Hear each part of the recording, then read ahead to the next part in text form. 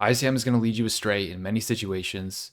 In this video, we are going to break down concepts related to future game sim, aka FGS. We're going to cover how to apply it, how to think about it, and by the end of it, you should have a better understanding of how to approach making some adjustments to your default ICM settings and overall achieve a higher ROI based on that. I've got a question here from, I'm gonna call him Mr. Big just because the name looks like something I'm gonna butcher. And by the way, I asked permission to show this in this video, like his post. I don't want to deter anyone who's in the Discord for posting hands, but is like doesn't want to risk getting like singled out or anything. You know, don't be shy if you're in there and you have questions, but you are thinking like, oh, I don't want to post anything because new guy might make a video about it. I'll make sure to ask permission first. So I checked with Big, and he's cool with it. So appreciate it, man. I'm gonna answer your questions in this video. Some other people who follow my content, got my courses, whatever, they might have the same questions as you. He says, hi guys, hope you're doing well. I watched a Bubble Mastery course. Nice. That is my course for those of you who are unaware. And it helped me a lot. Glad to hear it. But I still struggle to understand why the same spot can give different results under ICM model versus FGS. Okay, let's address that. It goes on to say, here are screenshots of the final table he played with HRC using FGS and ICM. Results are completely different under ICM. It says I can jam 33.9 under FGS. It says I can jam 46.9. So how do we choose which model is the most accurate?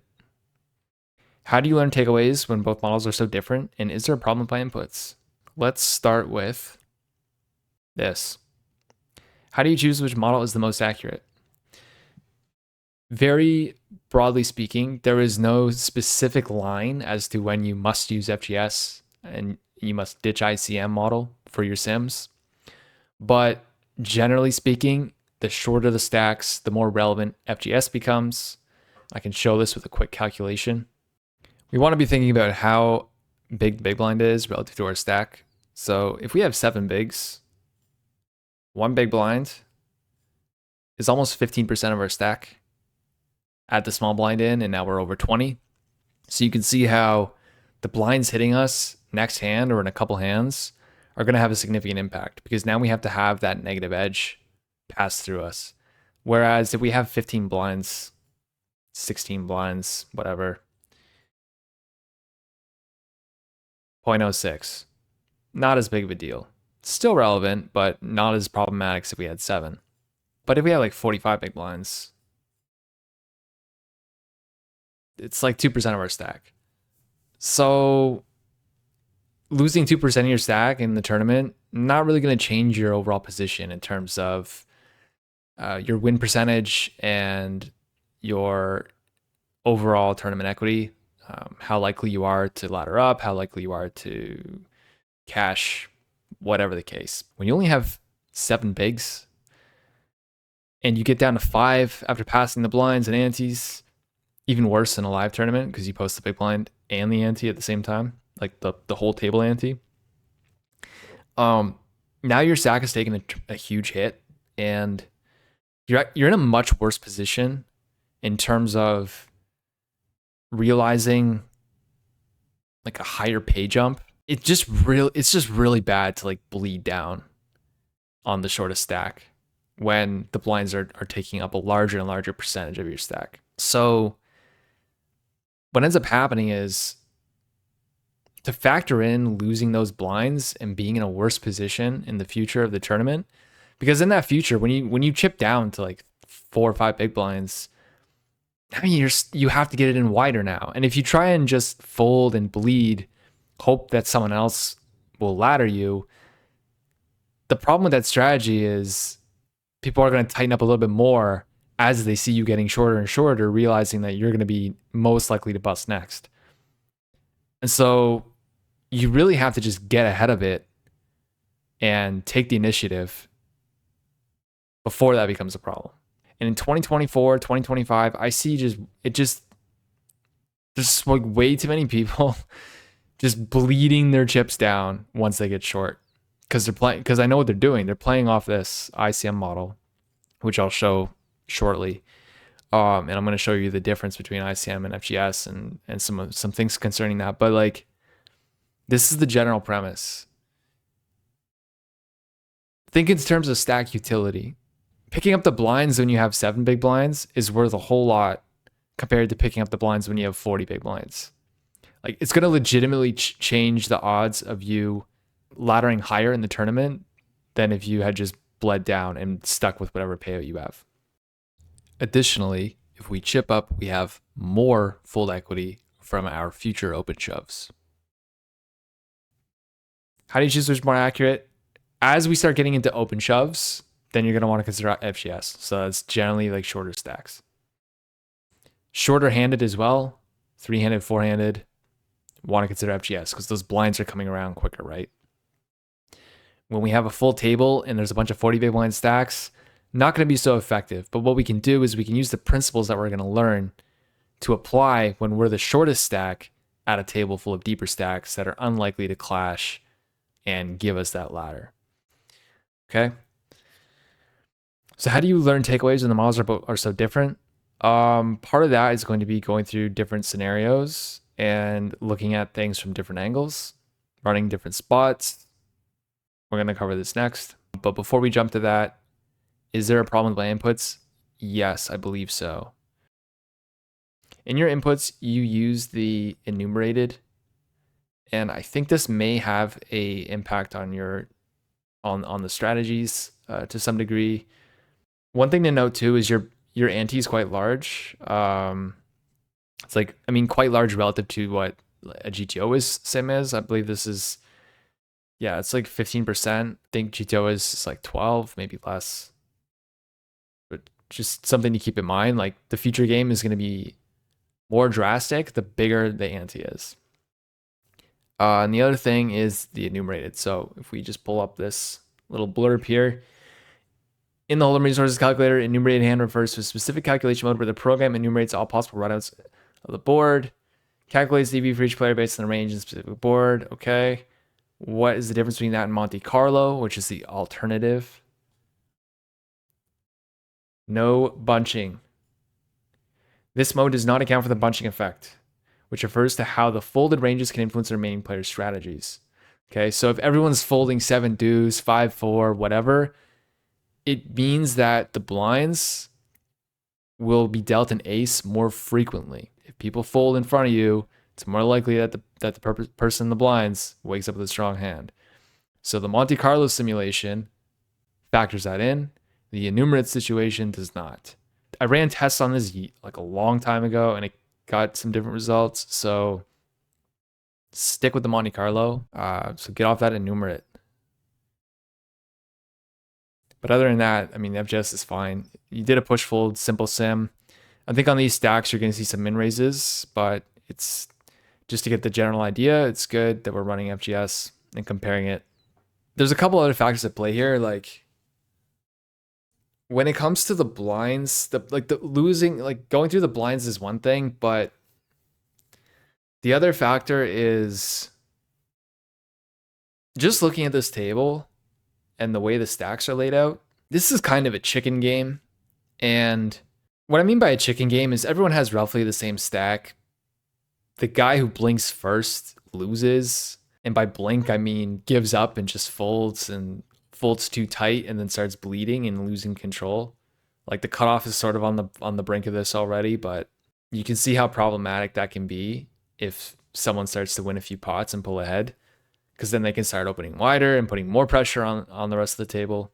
And so in these type of situations, I think the ICM model is probably quite a bit off.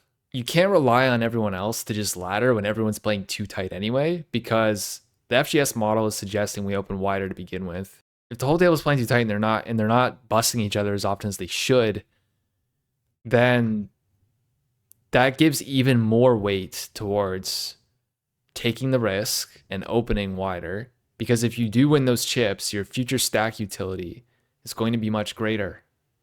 Poker's not played in a vacuum, at least not in tournaments. In cash game, more so, but in tournaments, you really have to think about how the future utility of your stack is going to carry you forward. So by playing too tight here, it's super problematic. The FGS model is somewhat grasping this concept, and it's showing us that given this setup in this specific scenario, we don't want to just pass through blinds. Another thing with this model is because you ran it on FGS2, what's happening is in the next hand, the cutoff is going to be opening under the gun, and the cutoff is going to be opening wider because they post blinds next and they're the shortest stack. Which means, as the big blind, you and the hijack are going to have to call wider. That's a little bit unfavorable, considering you don't want to have to call off 2/3 of your stack if you can avoid it. But you're going to be priced into based on the odds. More so than if this was an ICM model.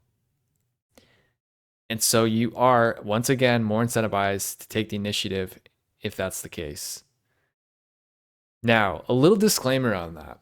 If your opponents are not shoving wide enough as cutoff in the next hand because they don't use FGS and they don't think about it, then the model doesn't account for that, right? Because this is assuming that everyone plays Nash the next hand. So if they're playing too tight the next hand, it's going to influence this result. But the directional shift, we understand. So if we're incentivized to open looser, partially because of that reason, and that reason does not exist in the actual game because the player's not playing based on what the model will do in the next hand, that would lead me to think that we may open a little bit tighter than the 46. If this is a seminar, this is where I would say, do you understand? If it's not clear, leave a comment below and I will try and explain it in a different way or different words, but I think it's pretty clear cut how that works. So that's a factor in how this sim is being constructed. If you know that that cutoff is going to open shove very wildly, then that's going to lead us to want to take a little bit more of the hands. Regardless of the situation, we're going to be opening wider ourselves because of those blinds coming and our stack starting to get on the verge of short. In addition to, we're in a bit of a chicken game. Whoever gets the first raise in here, going to have a little bit better of a time. Now, notice how the button's only opening 40. The button's in a pretty good seat because they still have 2 more hands. This is the one downside to FGS. It's very sensitive to who hits the blinds at the end of your calculation. So in FGS2, the button is not hitting the blinds. They're getting to the hijack position. But if you run the button through the blinds again, that might actually increase their open shove a little bit, right? Now, I've done lots of tests with FGS 1, 2, 3, 4, 5, 6, whatever.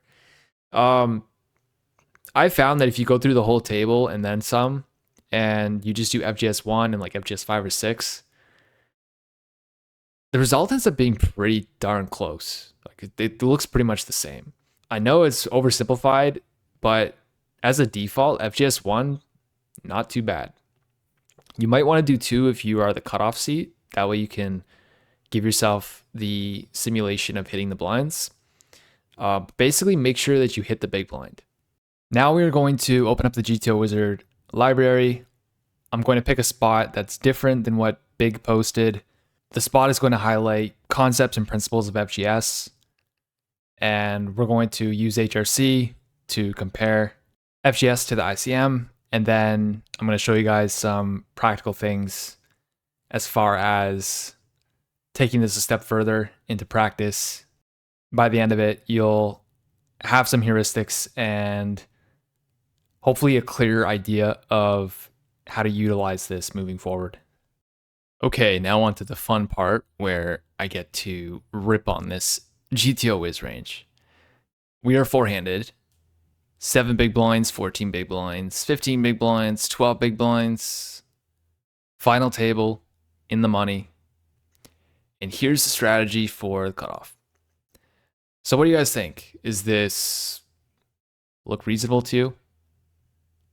As the shortest stack of the table, cutoff is opening somewhere around 25%. Okay. Let's do our own work in HRC. Right off the bat, we've got an FGS 1 sim. This sim Very similar output to an FGS 5 sim. I ran both to test, came out 71.2 for this fold and 72.1 for the next fold. Not a huge difference. Good enough. As you can see, we are folding 71.2%, and that is compared to 76%. So right off the bat, basic FGS model with the blind hitting us, cutoff is now opening wider. Shortest stack of the table, hitting the blinds next, large percentage of our stack, not great. Ran FGS 5, same deal. A little bit better maybe because you end up passing the blinds and there's more opportunity for other people to bust each other, assuming they are playing FGS, right? The model here is assuming other people are playing FGS. If they're not, and they're not busting each other, then you as the last stack are probably screwed. I swear to God, I see the shortest stack these days at the table almost never make it. They just always bleed off. No one wants to bust, man. Everyone's so tight and nitty these days. Jeez. You gotta take your spots, guys. Come on. A few more sims here we're gonna look at. This sim is okay, this is FGS 5. Yeah. So not much of a difference. Same idea, roughly.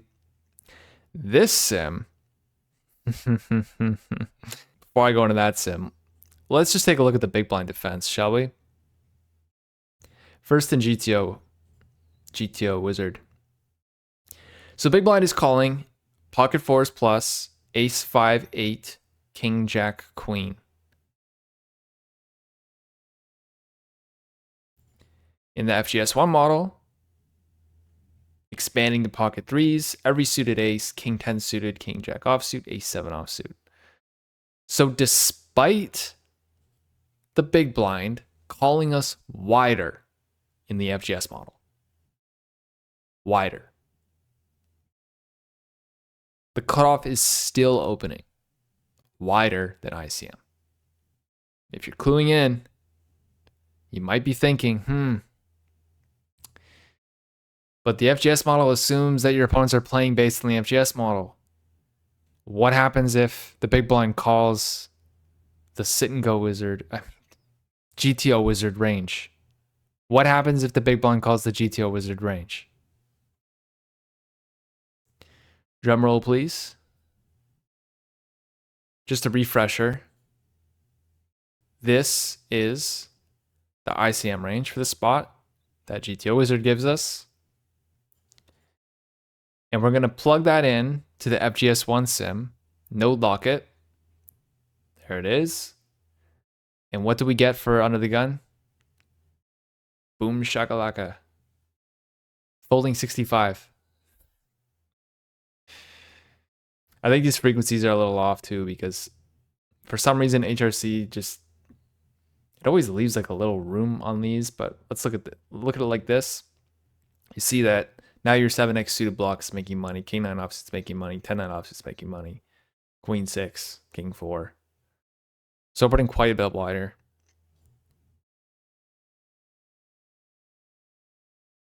Are you starting to get it? Like, are you guys starting to understand why I smash hypers when everyone said you can't beat short stacks because it's solved? Solved. Yeah, right. Why do people make this mistake? Why don't they use FGS? Probably something to do with the availability bias or the availability heuristic. You've got a nice, beautiful library of sims in GTO Wizard. You've studied these sims for hours and hours and hours, and you didn't spend the extra time to mess around with the FGS modes. And it's easier to draw on what you already know, especially when it's hard to quantify the result. But in any case, in any format, hyper or not hyper, if you are the shortest stack, you're gonna have to open wider than what ICM is gonna tell you. And I don't see anybody doing it. minus a few guys. Now, let's look at an even juicier one.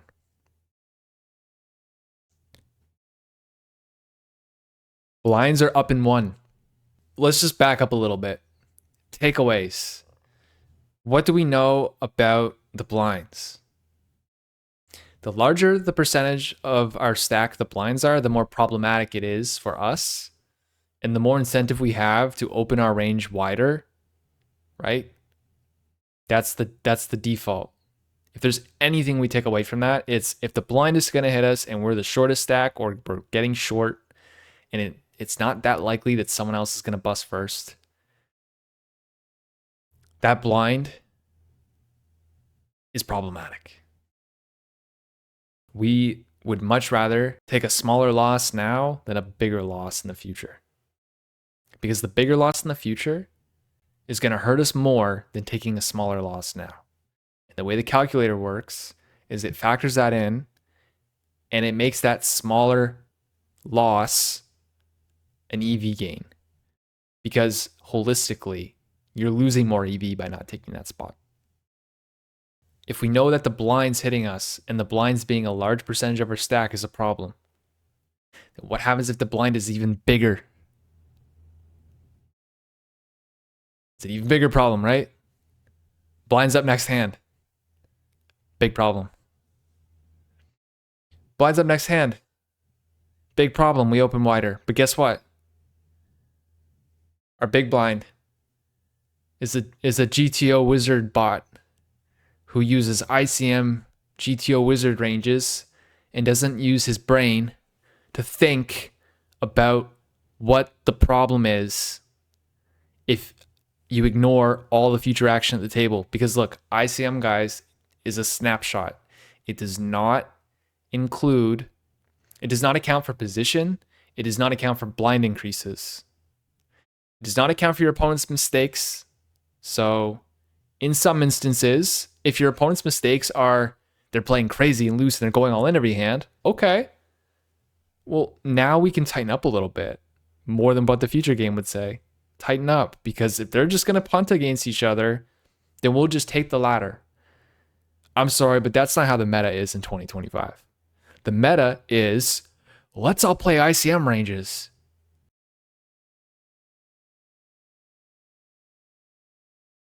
And ignore all the factors that we need to consider that should have us adjust our range from the ICM model. You can tell I'm passionate about this because I get fired up, man. I get fired up about this. Oh, I get fired up about this so bad. So bad. Okay. Time to zen out a little bit. I'm passionate about it, not just because it's just like it's part of it's like watching a train wreck, you know, you just can't help but watch the thing crash. But the other part is this is just damn interesting. And here's the thing. It's kind of liberating in a way, because the game, as advanced as all the tools are, it's not as solved as you might think. We still have to think our way through these spots, and the other thing is we don't know the precise answer, because the FGS model there's limitations to it still. It isn't able to calculate all the different blunders that our opponents are making. But from what I can tell, the blunder is too tight on short stacks. So if that's the case, we're taking the initiative, guys. We're opening wide. Now look at this. Big blind wants to keep calling the ICM bot range. Blinds up in 1. Blinds up in 1 versus ICM bot range. You're folding 62.6%. In fact, I think it's even less, because these are like partial weighted. Call it 62%, whatever. There's your EVs. Now your 9x offsuit block is printing. 7x suited block printing. Dipping lower into the king x suiteds. 7-6 suiteds. Madness. Okay. Big blinds. Hitting. Short stacks. Not good. Better to take a smaller loss now, immediately, than a bigger loss later, which means for your overall tournament, it's going to be higher EV. If there's anything you take away from this, it's that. Additionally, you'll probably get away with shoving even wider because the field is not thinking about this. Moving forward, guys, I spent over 1,000 hours. Well over 1,000 hours. I'm estimating it to be over 2, but to be fair, let's call it over 1,000. Over 1,000 hours running sims. If you haven't spent at least 50, get in there, mark a bunch of hands, run a bunch of sims. I know we all want shortcuts, not all of us. Some of us understand how this game works. You put in the work and you put in more work than you think you're supposed to, and you'll get better results. And it takes time. I know we all want an overnight solution to this, and I'm not picking on you, Mr. Big. You're not striking me as someone who just wants a quick fix or anything. You had thoughtful questions. You know, you're going through courses. You have thoughtful questions. That's good. I know there is a sentiment among some people in the community that they want, like, they just want a heuristic that they can then magically apply to every spot and give them, and then that heuristic gives them the right answer. Okay, heuristics won't give you the precision that hours and hours of training will. The general heuristic I can give you now is short stacks hitting the blinds, open wider than what ICM model says. There's your heuristic. But as far as how do we manage this in different scenarios? What if the blinds increase? Well, blinds increase, we know that heuristic. You open even wider. What if my opponents are too tight? Open even wider. Too tight relative to the model, open even tighter. Open wider into the tighter guys. What if they are too splashy and punting off against each other? Okay, dial it back a little. Maybe opening the ICM range is acceptable. But is that actually happening? Maybe at lower stakes games. Is it happening in mid stakes? No, because everyone is bleeding their eyes out staring at GTO Wizard instead of burning their brain making HRC sims. Fellow pikers, hopefully this video has reformed a little bit of your pike. Don't be afraid to open that hand that feels marginal. It's probably good. It's probably good. We're going to relieve our inner piker by thinking about the future. If you like this and you want more of my content, I'll be probably making more YouTube videos. No promises. I just roll with it. I do have the courses at BBZ. Check them out if you haven't already. Satellite course. We do cover FGS in that one. And we also cover a little bit of it in the bubble course. A little bit more theoretical. This type of work here, this is the kind of work that you guys should be doing on your own time in order to get a little bit sharper when it comes to these FGS spots.